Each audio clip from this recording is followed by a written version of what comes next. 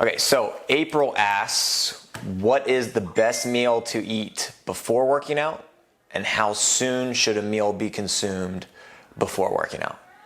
It depends on you, the individual.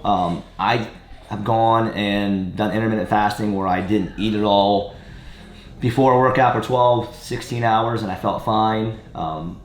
If you're coming off work, that might be something different where you need to eat, I'd say at least an hour and a half beforehand. An hour might be too close.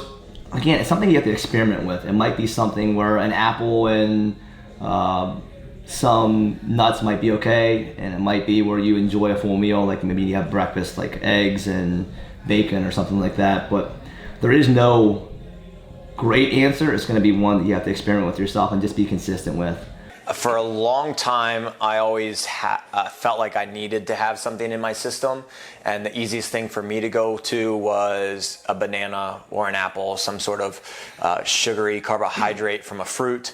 I got into the baby food packets, the sweet potatoes and apples mixed together. But more recently, probably the last 2 to 3 months, I have been working out fasted or on an empty stomach. I'll just wake up, have my coffee with some Kerrygold butter in it, at 5:30 in the morning, and then I get my workout in usually around 8 or 9 a.m., and then I'll eat a meal after that.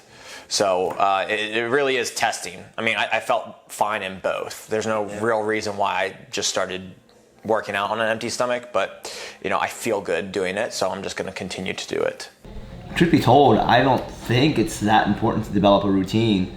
In fact, I'd say almost a routine can kind of be bad unless you're trying to do what April's doing which is figure it out, trying to determine what's going to make her feel good. There are going to be days whenever you get off work later, you don't sleep well, and you come in and you're going on less food, and that's okay.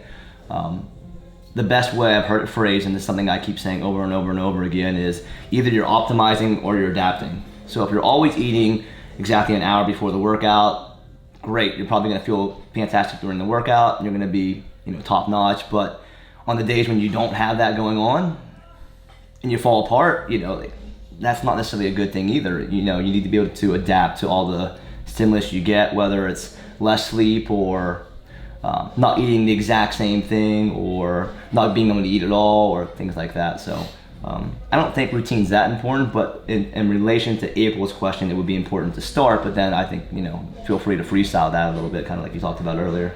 Yeah, I like his answer on it's not that important in this context. In April's question, I feel like it would be important for her to get into that new routine.